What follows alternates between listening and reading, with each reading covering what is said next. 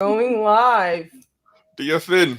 I am definitely going to do my thing. So, welcome everybody to Let's Humanize the Workplace. Some days, some things are structures. Today, it's not that structured, but it doesn't matter, right? Because it's about humanizing the workplace, and we don't always need to have structure. So, thank you for showing up on this live conversation. My name is Vivian Acquah, and I am the Inclusive Workplace Wellness Advocate.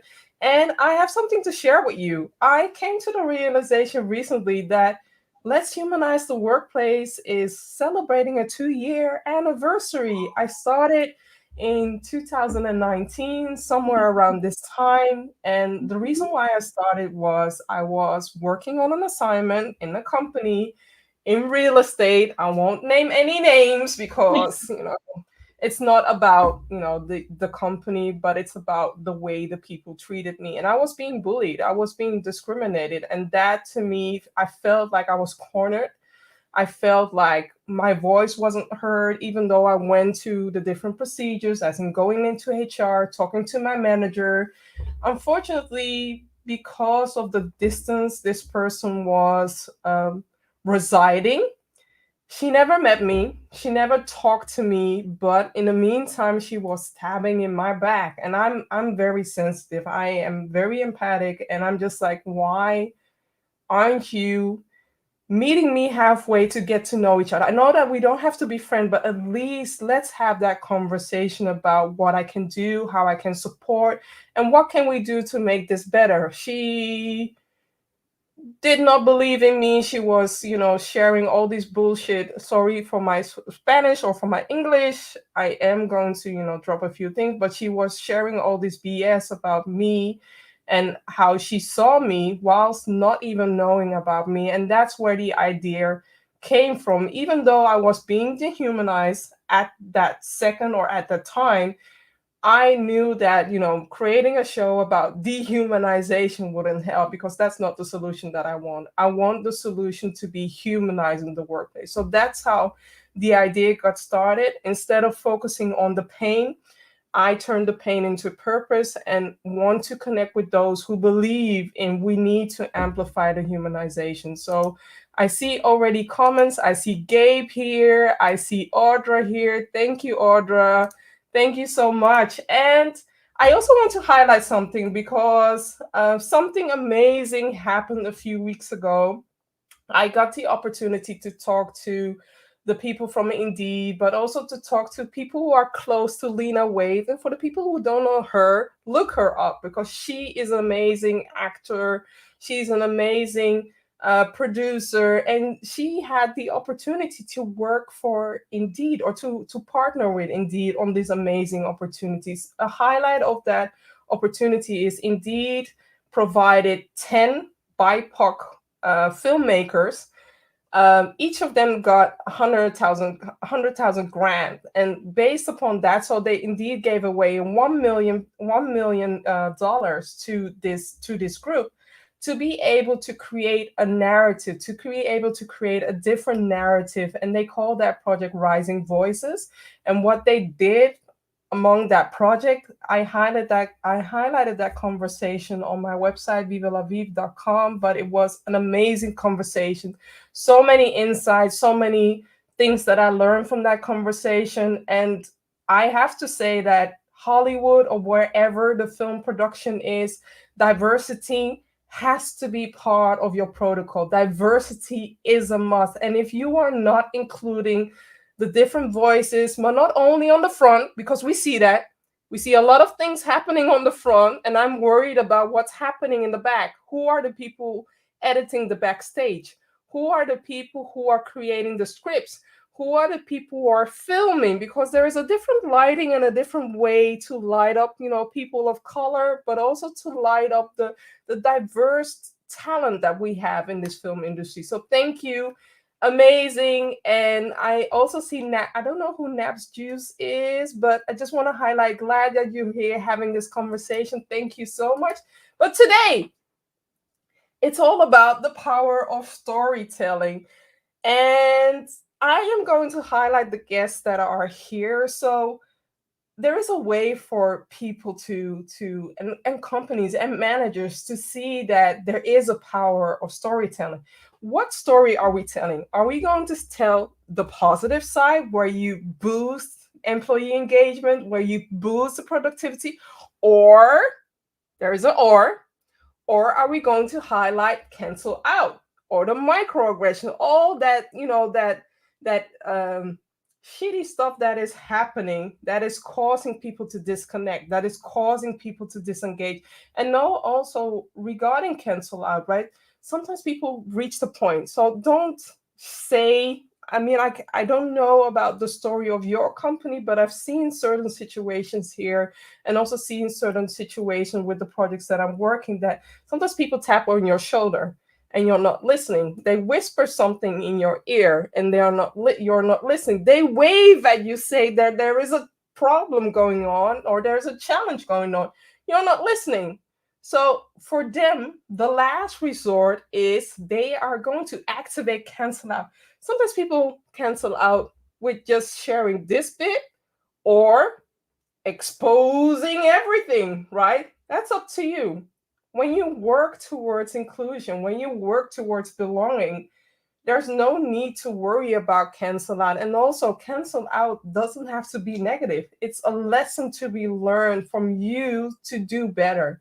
So today, I am going to let me highlight the guest speakers that are on. First, start with Sope Agbelusi, who is an executive coach who partners with clients to create truly inclusive culture that is suited to the demands of the 21st century workplace and developing strategies which put people at the heart of every organization. Now, Nancy, you have to help me. I want Nancy to help me. So Nancy, help me with your last name, please. Yes, it's Kasvosve. Kasvosve. Okay. Kasvosve. Kasvosve. I need some practicing. I should have looked at your LinkedIn and watched the name pronunciation. So sorry, but thank you for sharing it. Okay. Nancy is a purpose-led, impact-driven professional who's passionate about equity with the goal of democratize access to people, platforms, resources, and opportunities for historically disadvantaged groups to achieve their full potential in life. Let me remove this. Hi, everybody. How are you? Doing well, Vivian. Doing really good. Good. Let me start off with the first question, right? Why do you believe that we need to humanize the workplace? What is missing? What is the ingredient that you feel like we need to add on to this recipe that we are creating? Sope. Okay, you want to go first? Yes. You know what? For the longest of time, the human element has been missing in the workplace. It's always been around. You go in, you do your job, you go out, and that human element, I think, kind of leads to what you were talking about at the start. It's not always fun. It's not always easy, but it's the reality of it. Yeah. And the human element is, so for example, whether it was, let's say me as a black man, my human element was the story I had in my environment was I didn't belong in those spaces. It was very uncomfortable for me. And all I wanted to do was go in, do what I need to do, and get out. As soon as I had the opportunity to get to a senior manager position, I changed from working 5 days a week in the office to 3 days a week. Because I was like, nah, I could do that. And that was even before COVID. That was way before this was like 7 years ago. Wow. when I was working in corporate. One of the reasons when I started working for myself with clients is I probably do 1 or 2 days a week with clients, and then I came home because the environments that they didn't feel human to me. And that human to me means being in spaces where I can talk, I can laugh, I can share, I can be myself. I don't have to be 100% of myself, because you're never going to be 100% of yourself in those spaces, but I just wanted to feel comfortable. And that element has been missing from work. And that's why we have the Great Resignation, where people just like, we've had enough. People have not listened to us. Organizations have not listened to us. And now we've been in our house, we've been chilling and eating and relaxing. And now we don't want to go back into those environments anymore. We have time to think. right? We have a lot of the commuting time that we were wasting. Now people are starting to think like, am I going to commute for 2 hours for Yeah. a job that doesn't respect me? Yep. Right. That's the key. That's the key. That's the human. Us Mm, humans, I think we forgot ourselves in the mm, workplace. yeah, And we had that time to actually do some introspection. And then we started to prioritize ourselves. And yeah. now we're going into spaces and places where if we're not being treated the way that we want to be treated, we're no longer going there anymore. And that's why organizations need to get the human back in the workplace if they want to keep their people going. Mm. You were laughing about this awesome card, but you know that it delivers, right? When you are preaching, I need to grab the awesome card. So thank you, Sope. Yeah. And Nancy. Yes. So I think when I looked at this question, thinking about humanizing the workplace, it has a specific meaning for me as a woman of color, as a Black woman, right? Mm-hmm. So I think Sope was already alluding to some of those experiences of not bringing your full self to work. And this is a phenomenon that all people of color are Yeah. like very, very familiar with, right? Because we've never felt like the spaces are meant for us to be in and to succeed in. Now, then comes 2020, you have a pandemic, and then you have Black Lives Matter blowing up. And the conversation completely changed. The conversation about the workplace changes. It first changed because COVID showed us that we are at work more than just as people who are completing tasks, right? Yeah. We were now bringing work to our home, and we were working like work home and work became like synonymous with each other, right? And then when the conversation about race came up, you saw all these Black professionals for the first time ever speaking up in spaces that they never did before because they never felt comfortable to do that. So when you think about humanizing the workplace, it's about bringing your full self to work. The personal and the professional, they are the same thing. And for people of color in particular, it's becoming more comfortable and more feeling like we have more space to be ourselves and to have the conversations that critical to us as humans, right? Yeah. In the workplace beyond, the tasks that we are, completing in the workplace.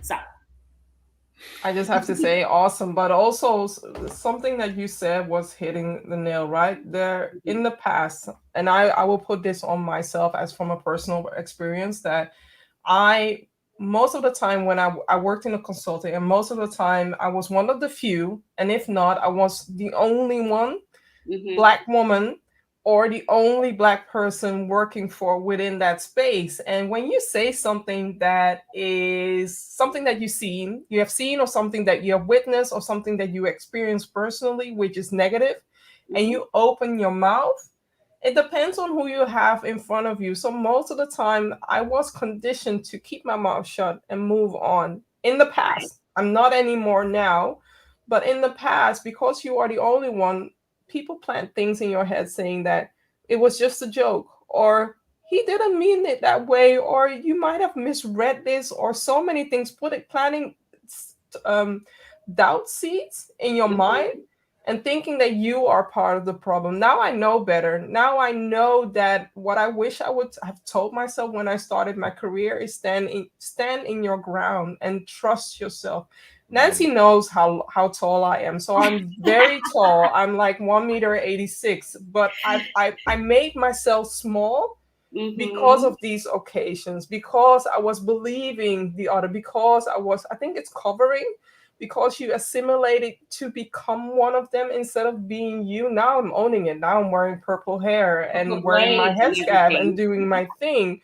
And that's the message that you're seeing right now, is so many people have come to a place where they have gotten to reconnect with themselves, but also reconnect with their values, just like Sope said, right? Reconnecting with their values and starting to think, am I being treated well? Am I being valued? And is my voice heard? And if not, maybe I need to reconsider. And that's what you're seeing as well with the Great Resignation, but also a message. The previous conversation that we did is, don't switch just to another company just because of the company that you are right now is not valued. Don't bring your old luggage to your new workplace.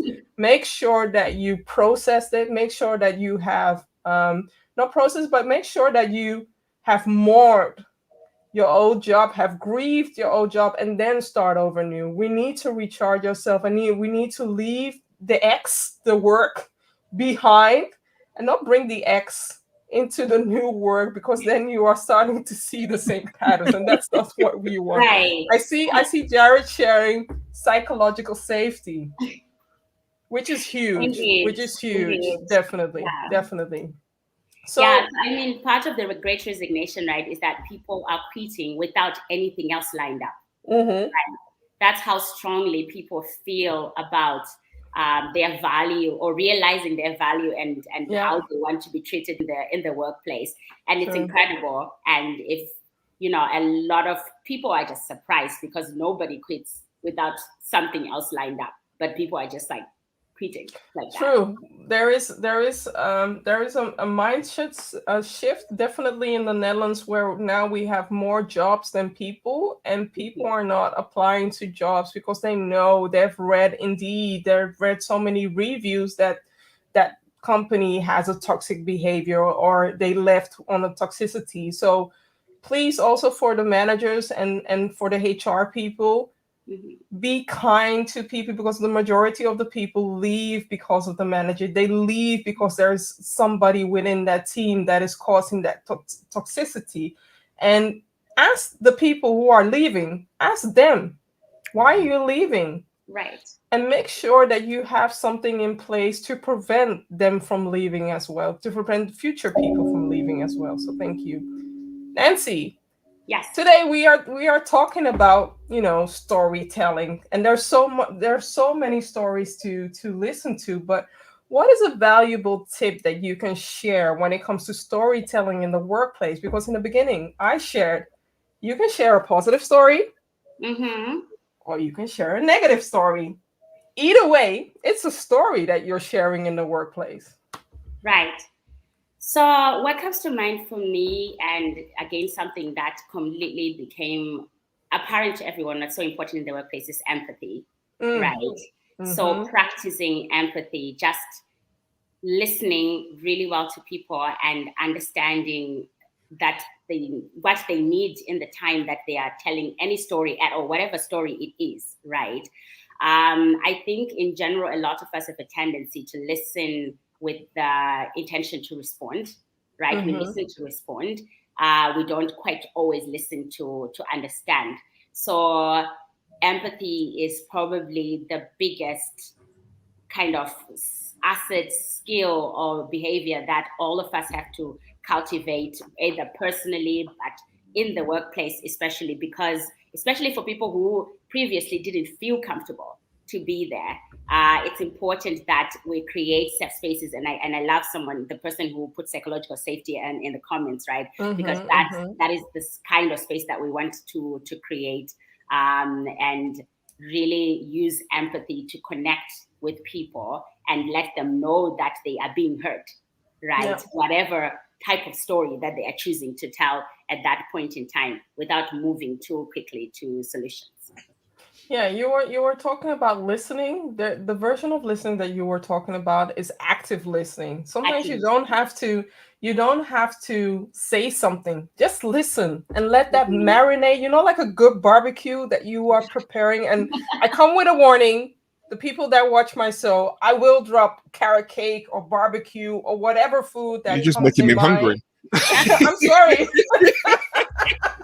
I'm sorry, but you need to let that marinate, because sometimes what somebody's sharing, they just want you to listen. Feel right. like you are sharing a virtual hug and be there for him, instead of jumping in like you need to solve everything. You don't always have to solve anything. So listen actively. Keep your mouth shut and listen, and see if there is a way for you to acknowledge them, but also, watch the body language. Is it the right time to ask questions and then do your thing? I just want to add a little bit to that as well around listening. Are One of the you things going to add spice, or is it I'm gonna, sugar that you're going to I'm add? gonna add a little. I'm not sure what it is, but it's spice or sugar. But one of the things that when it comes to why it's so hard for people to listen, it's also around your uncomfortableness. Mm. There's something Mm-hmm. around when you're forced to listen to someone, it makes you feel uncomfortable and you feel like I need to say something. Yeah. And when you're doing that, you're shifting the focus from the person you're supposed to listen to yourself. 'Cause you're thinking Yeah. about you.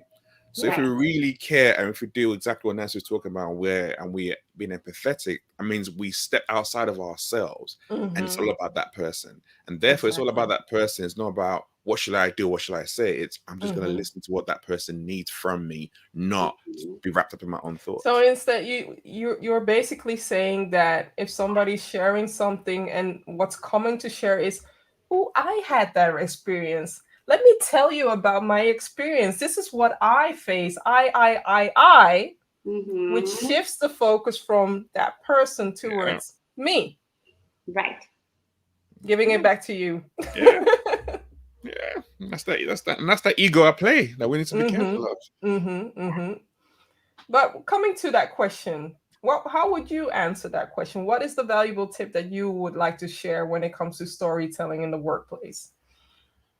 I'm gonna flow in from and gonna add authenticity to it. Mm. When you're sharing stories, make sure that they are true and seasoned with integrity is Yeah. what I'm gonna use. Because there Yeah. have been times when you hear people share certain things and it's just like it just sounds so ridiculous. Yeah. And you're kind True. of asking yourself, wondering, is this true? Is this real? And that's one thought that's going ahead.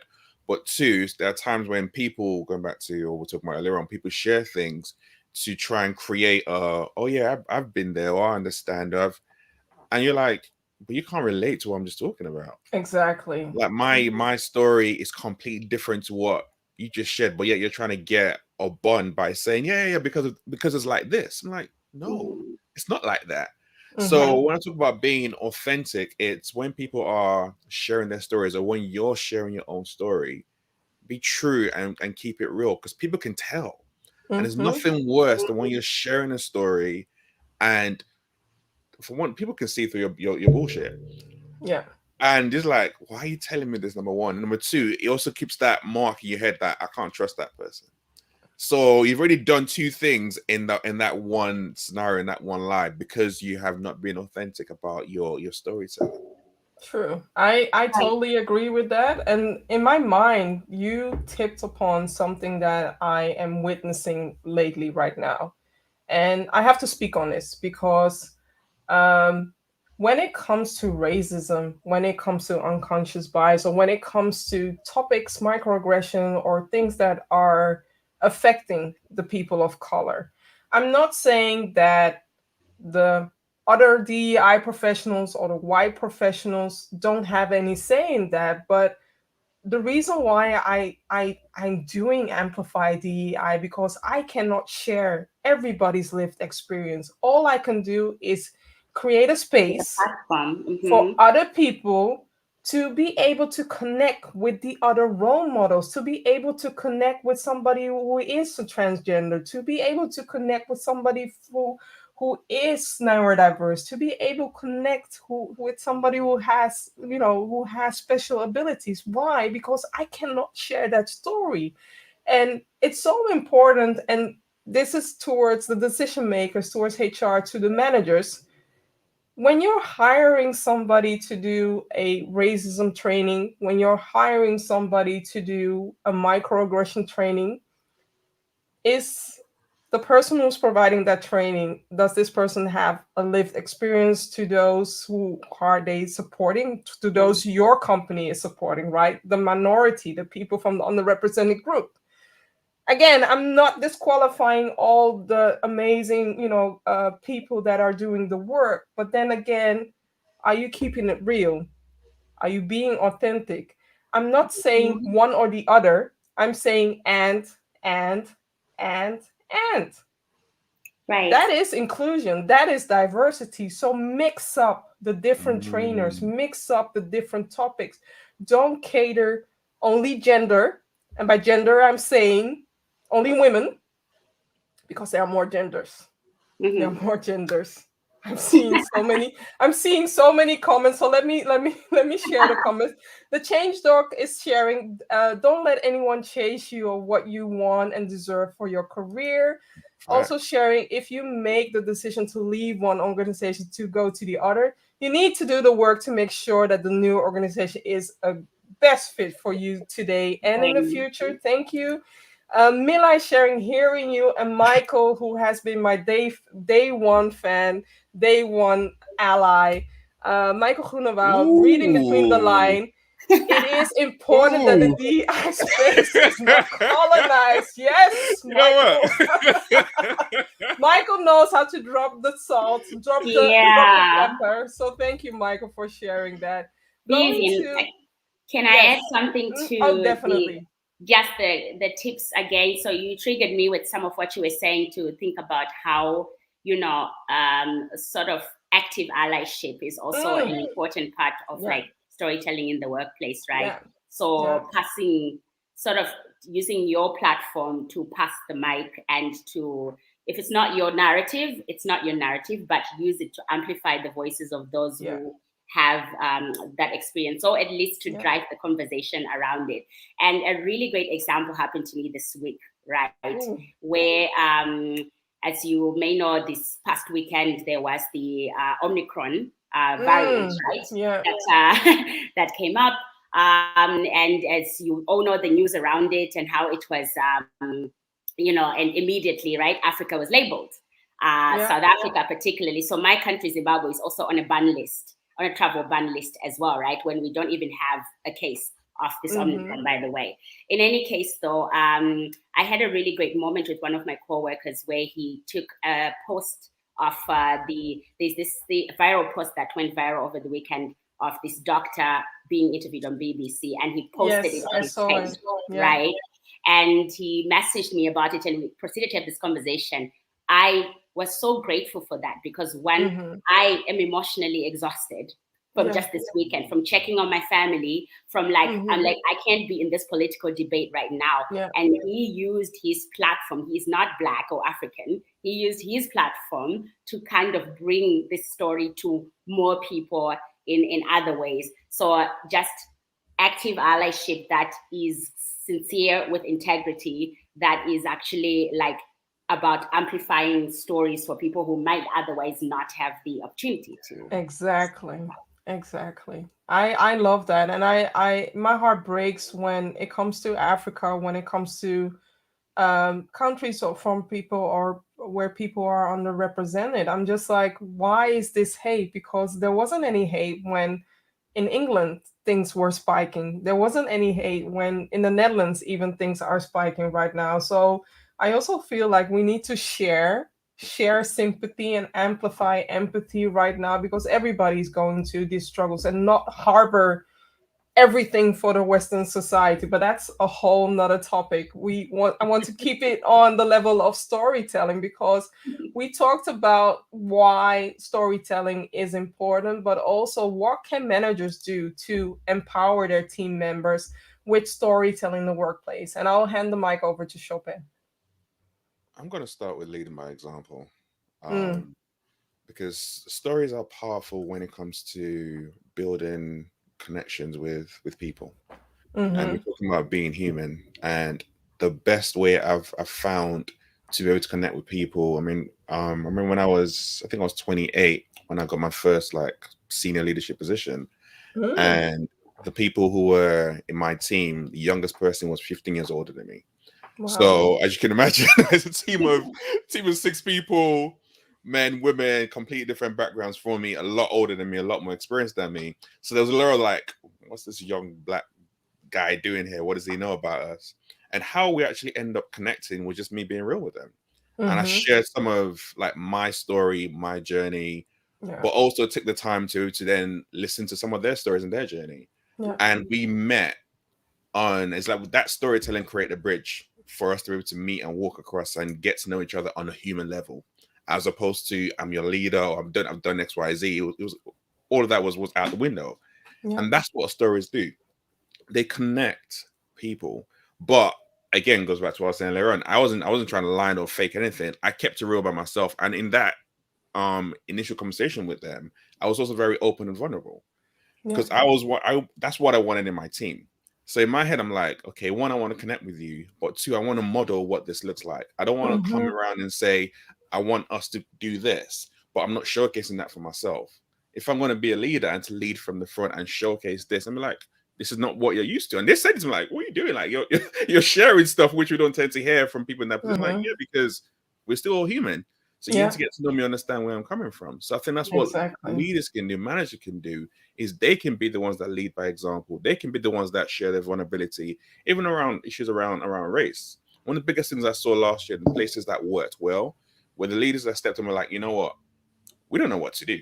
Exactly. Like, we're going to hold our hands up like, we do not know what to do. We don't need to do something, but we didn't know what to do, and we need help to do that. We're going to bring experts in. We don't want to put the pressure or expect our Black colleagues to step up. However, we want to let you know that we are doing something here. Head to space where to come, talk, share, do all that kind of stuff. But we also didn't work for that. Bridge so many barriers as opposed to those who just put up their black squares and who had all the answers but never really had any substance behind it. And that just annoyed a lot of people. And that's the difference. Or the people in the Netherlands, and I'm just going to put it out there, who keep their hand in the sand, that think that there's nothing wrong here in the Netherlands or in Europe. So I'm just sharing this here kindly because there's something happening in Europe where we are not acknowledging inclusion, where we are not acknowledging diversity, where we point our fingers as in it's a US problem. But watching last year, seeing every country almost protesting, demonstrating for everybody to be treated equally, but also provide equity, create an inclusion, you cannot hide anymore. So I'm just saying that maybe you can hide this year, maybe next year, but within the next 5 years, it will be a challenge for you to find your talent. Because why? Your talent will see, your future potential talent will see that the scores on your job sites or the scores on different platforms are not where they're supposed to be as into the competitors. I'm just sharing that there for you to let it marinate, let it soak in, and for you to come to the decision that by the end of the year, you need to do something or else they'll walk towards your competitors. And that same goes to your clients, same goes to the investors as well. Just sharing that there. Nancy. Wow. Like you talk and I'm like so many thoughts in my head, right? So Sope, I had the exact same thought, right? About leaders modeling actually the vulnerability and this behavior for the people who look up to them. What I would add to that is also for them to understand that people may need time. They may need time to trust, right? They may need time to trust. They may need time to, especially if they were, again, people of color who were for so long not even felt at all that they could be like this in the workplace. Make the space, definitely create the space and model their behavior, but also give people time, have some patience and give people time to get there, to get to that place in that way. And then the second thing that I'm triggered on, Vivian, is you talking about the context of the Netherlands, and thinking about how inclusion is thought of here. So I am the host of B2C podcast, right? A platform that I created to tell stories of Black women in particular, so women of color in the corporate world. And my current season has been about the Netherlands, the context of corporate Netherlands. And for me, it was an exploration as someone who came from a different environment, corporate America, of like, what is it like to work here? The things I'm experiencing is someone else experiencing those, right? And when you go through the interviews that I've done so far, you sort of start picking up the patterns and the ideas and, really the realities, right, of being a Black woman in corporate Netherlands, the good, the bad, and the ugly in any way. And that's, again, for me, that's where storytelling can play like an incredible role, because B2C as a platform is providing an amplified voice for these types of stories to creating a critical mass of stories, that the things that we may be on our own experiencing and thinking that it's in our head, that actually exactly yeah in that sense. So yeah, we are. and also in the past, I used to think that I'm the only one. Why should I open my voice? And not realizing that there is power in unity, there is power in social media. Whereas you see people are connecting. I'm connecting with you. I'm connecting with you all. I'm connecting with so many other people on LinkedIn and different platforms where you can see, you can connect the dots and see that we are facing similar things right here. I know the Netherlands has a good PR where we promote the tulips, where we promote the red light district, not my promotion, by the way, where we promote the weed, again, not my promotion, by the way, where we have good beer. I don't drink beer, not my promotion, by the way, but we have also good art. But whose voice are you hearing? Who is speaking to you, and whose voice are you missing? Do they have a seat at the table, or are they only being used on the diversity week where they are put in front and then there's a different narrative being told instead of the day-to-day job where you can't find the people, or you can find the people in the board, or can find the people in the senior positions? And I am doing my best here from the Netherlands, doing my best to challenge that. We need to make space. We need to make room. I'm not saying that we should fire everybody who's holding position. I'm only saying challenge yourself by making space for others. Who are you missing? Look at your Rolodex. Look within your network. The first 10 people that you have in your list that you contact the most, are they from a different environment? From your network, from the football club, from the hockey club, or maybe the golf club? Whose voice are you missing? Yeah. I see so many comments, it's hard to keep up. So the Change Doc is sharing, that's a great story. Michael is sharing, ready or not, here I come. You can hide. Yes, it's definitely from the foodies. And the Change Doc is also sharing, managers also have the responsibility to do research and know what's going on the outside of the workplace, so that they at least have general awareness of what may be impacting the organization, the team, directly and indirectly. There is this director, I don't know his name, I think it's Dan Price. I'm hoping that I'm sharing his name right, but he has this $70,000 year salary where he's sharing that. If you look him up on LinkedIn or look him up on Twitter, you will find that he is practicing. I'm not saying that he's perfect. He's practicing to be an inclusive leader. And there's so much there that you all can learn from that, because during this pandemic, his company has been thriving and thriving and thriving. Why? He's advocating for his people, not advocating for his company. He's advocating for his people. The moment that he found out about a person having multiple jobs just because they should be able to live at a certain place, he found out that what's the job, what's the salary level to keep you within this company and for you to be removed, from the other job so that you can focus here. And he calculated that, and instead of giving himself a year salary or bonus of $1 million, he decided to make his company minimum salary $70,000 for everybody, and from there on spike on. And that's how you lead. That's how you lead with empathy. That's how you create a different story. And now his company is not having a challenging time to find talent. I mean, so going to the next question, because I can talk for hours and hours and hours, but I want to go to what's the advice or tip that you would share with those who are thinking about amplifying their voice in the workplace but feel a little bit, shall I not? That is a good one. Who's gonna start? Okay. Are you really? I'm thinking about this one because. So Nancy, you are in an ERG. What caused you to speak up and start your podcast? Indeed.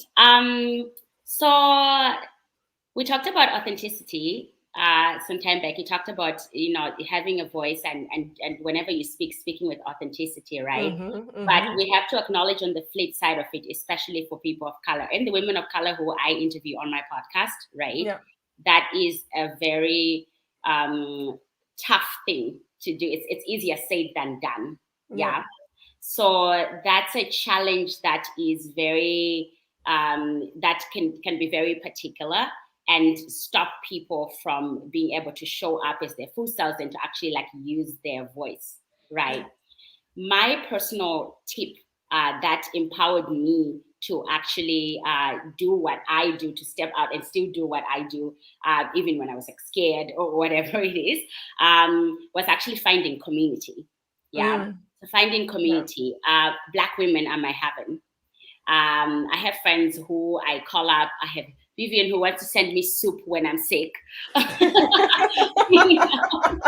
have friends who I call up, but the importance of community cannot be understated. So you're talking about ERGs in the company. The space that we have in ERGs in my company are the spaces where people learn to be vulnerable, get to be vulnerable, and get support for that. And then they pick up the courage to go outside of those spaces and, and show it in the wider workplace in this case.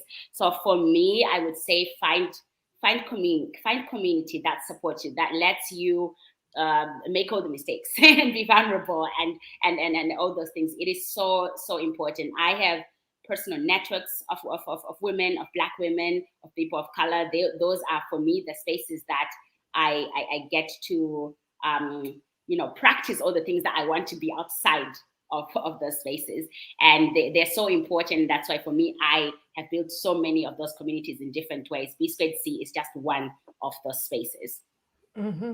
I second that. One of the, and I'm doing something again. I'm acknowledging what Nancy is saying, but also realizing that not always will an individual in the workplace have access to an ERG. So if you don't have an ERG, find a community that is outside that looks similar to an ERG, like a women's network or a people of color network or whatever network, or maybe create something or find a community on LinkedIn or connect with people on one-on-one. Because I know that Nancy works at Philips, and which is big in itself, right? But not always in the Netherlands or in Europe or wherever. Not every company has an ERG. So I'm very mindful of that. And to be honest, there are a few groups that kept me sane. So this show, I was doing this show last year every week. Why? Because I did not want to lose connection with people. And it was, for me, it kept me sane. Even when Orlando was sitting next to me doing, we were in a fight, the whole teacher aspect of being a parent, being a teacher, I found out that it doesn't fit me. I would rather talk to adults. I want to be his parent, not his teacher in that way. But this show kept me sane. Meeting people like you kept me sane. And find your community. I agree. Find your community as well. So thank you. Sope. One of the advice I was going to give is be prepared for the backlash that comes with amplifying your voice in the workplace. Yeah. I more than once I remember when certain incidents happened in work, and I'll come home and I'll say to my wife, "There's a good chance I'm going to get fired." Yeah. And as the main breadwinner in the house, I've got 2 kids, and it was never an easy thing where certain instances I'm like, okay, can I live with this? Can I not live with this? And the other times I'm like, no, I just can't let that go. And I recognize the pressure it comes with having those thoughts and having to process even in the moment. But there are times where you just have to speak up. But it's recognizing the fact that it comes with, you might lose your job by you doing the right, exactly, by you doing the right thing. So that's the one advice I always give. And then the second one is, when you are amplifying your voice, don't do it from a place of anger. The difference between reacting from frustration and anger. When you react in anger, it never goes well for you, and you would probably end up making things even worse. But when you're frustrated, that means that you have taken some time to think about it, and you're using that frustration as a driving force to create something that helps you to amplify your voice and to start to make a change, because that's ultimately what you want. It's like when you're in a conversation with someone and you're arguing with them, no one's listening to you. But when you're calm and collected and you can carefully break down what you're trying to say, even when they come back to you, you can carefully, and you can just break them down bit by bit. It changes the whole way of amplifying your voice. So that's another advice I'll give to them. I just wanted to add something to that, because I was about to say something, but I wanted you to finish your talk, because amplifying your voice doesn't mean that you should butcher people with your feedback, like you are playing a role in Texas Chainsaw Massacre and you're butchering, slaughtering everybody, right? I know Halloween has passed, but this is not the right place to do that. Be strategic. And if you are doubting about the way you should deliver your feedback or what to say or what to do, I always use my partner or have a few friends and I call them like, community. Shall I say this? Because sometimes I can be salty, and my salty can be a little bit too spicy for people. I've been told that I am spicy from time to time, but that's why you need to debrief. You need to figure a way out to cool off. Don't say something in the heat of the moment or do something in the heat of the moment, because then you are giving people ammunition to use that against you, and they will hold it towards you forever and ever, which is not part of your character as well. And just to add to that, I'll say that's why mentors are also good. I remember there have been a number of times when some of the mentees I've had, stuff has happened, and they're like, "This has happened. What did I do? How did I?" I'm like, "Okay, chill," and you can give them that advice because you've already been through it. So being able to tap into mentors as well is a really, really good one to use. Exactly. Love it. Nancy, you wanted to say something. Yeah, I was thinking when Sope was talking earlier that this idea of where you react from or where you speak from is so important, right? And for me, being so I am an ERG leader at my company. I started the Women's Network there, and I will say early on, if you met me at the beginning, right, I was a little rough around the edges. You were? I was a little bit. To me, she still is, but that's a different conversation. I was reacting. Part of the reason I started this network was actually from personal experiences, right? Of feeling frustration in the workplace, and I wanted to find other people to think through this with and connect with and mentor me and help me through this. So over time, I've learned my environment, right? I've learned the language of my environment and the best way to communicate my messages. Mentors have been incredible at helping me craft, how I show up as an ERG leader.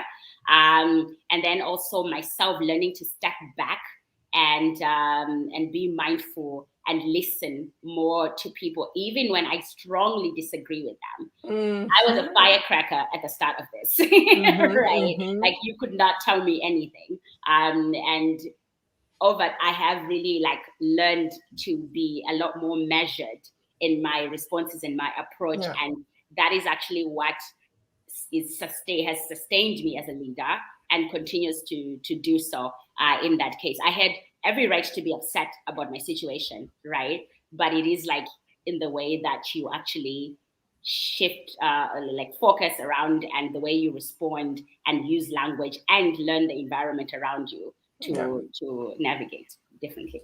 That's the strategic way, right? At the end, you need to think about what is the angle, what is the goal, what is the outcome that you want. If you want to burn bridges, be my guest.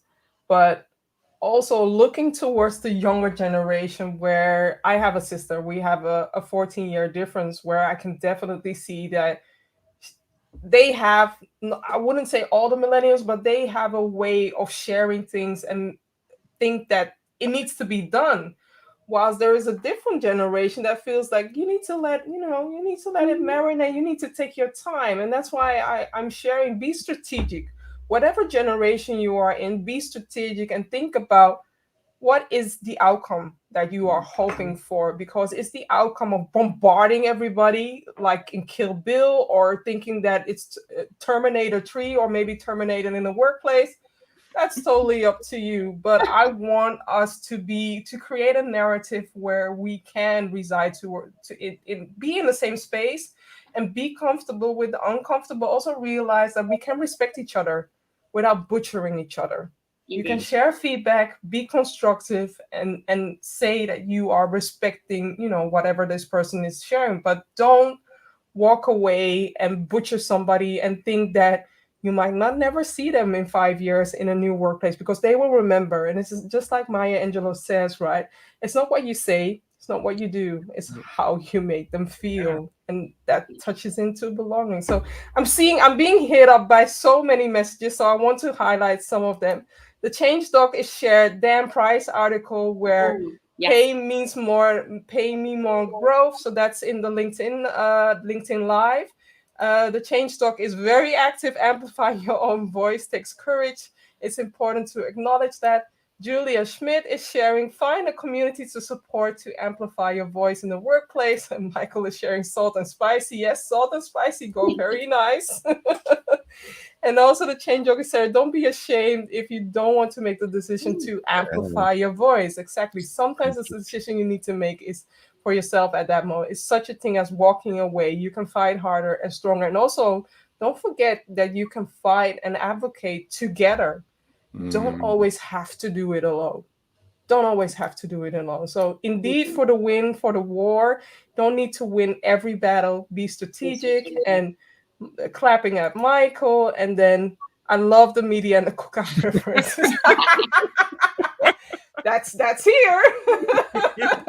That's what you get with this show. So final words. I am ending with a different game, but what is the ingredient that you want to leave, or the ingredients, 3 ingredients that you want to leave this conversation with? And I'll start with you, Sope. Ooh, 3 ingredients. Salt and spice.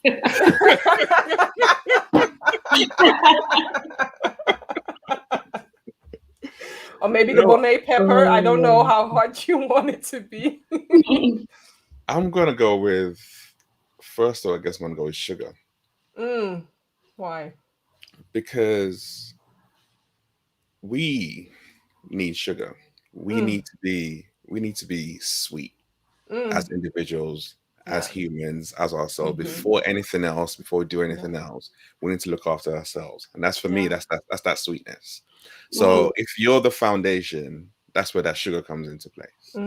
Now, if you're good and you're on a good level, then you now go to that next level where you add a little pepper. For some people, that might be some Scotch bonnet. For some people, it might be a little less. But ketchup, that's not. That's way too mild. That's way too mild. You need some spice, regardless what it is. You need some spice.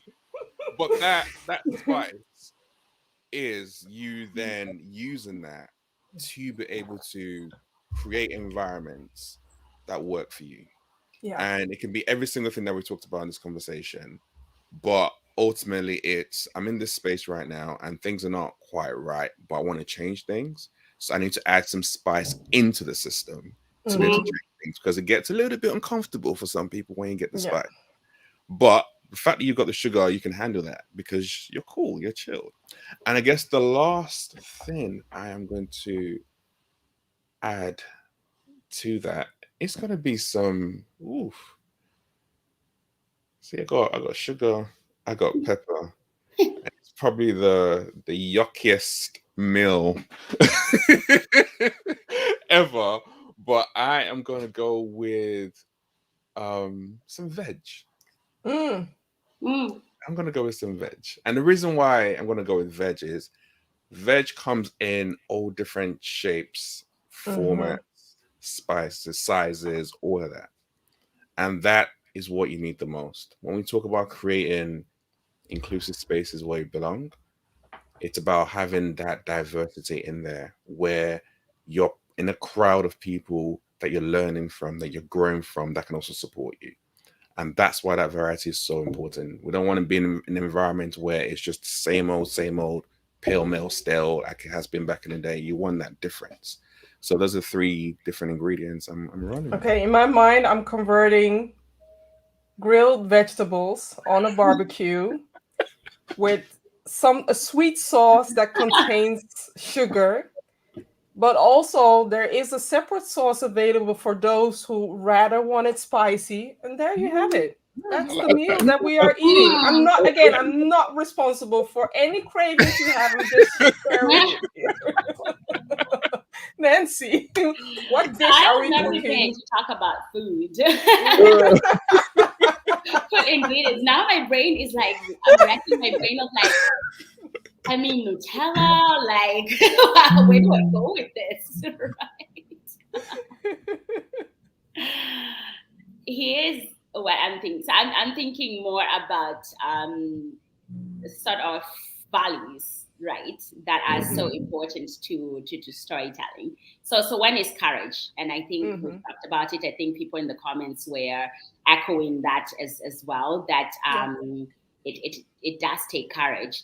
And then the second one is authenticity, right? Just like tell your story, whatever it is, right? Like own your narrative. That's incredibly important, and it is incredibly powerful.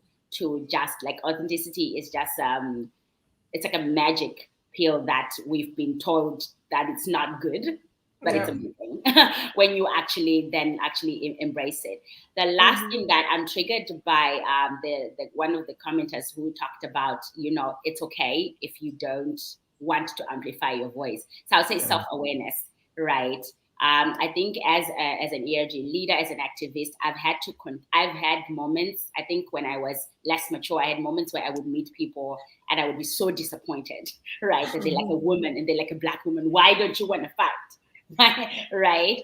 But I had to understand that, like, I chose this stage, I chose this work, right? It is authentic to me, right? And the biggest thing is to find to kind of use your voice in the most authentic way to you, right? So it may not be starting a podcast, but it may be having coffee chats with all the people of color in your company, time and again, and ask for their permission. Ask if they are okay. Absolutely. To share it. Yeah. So thinking about just storytelling for me, it's like it takes courage. So have courage, that you're putting yourself out there, and be authentic with it, but also have the self-awareness to know your personal limits and to also respect other people's boundaries. Definitely. So with you, and I'll paint the picture. We are sitting, in a lunchroom, drinking tea, eating quality cake. We have to have cake, cookies, and we are activating authenticity. We are opening up a space where people are allowed to share their story or to listen to other people, to listen actively. And tonight's episode, I did not know that I was heading this way, but thank you for opening up, and thank you for creating that narrative to head this way, because I want to leave this conversation with me not being overly productive with this, or being I want this conversation to be as natural as it is. And storytelling is about, sometimes the story goes A, sometimes it goes C, it goes different ways. And thank you for allowing it to go left, right, circle, middle, somewhere, to activate authenticity, activate inclusion, activate belonging, activate so many things, vulnerability. And being vulnerable, it's a strength. It's not yucky, it's a strength. So thank you all for watching this conversation. I want to say thank you to Michael, thank you to Julia, thank you to Nicole, the Change Dog. You have all been so amazing. So thank you. And for those who are watching the replay, watch the replay, and I'm curious what you think about this cookery that we created. So thank you, Sope. Thank you, Nancy. Until in 2 weeks. Bye, everybody. Bye, everyone.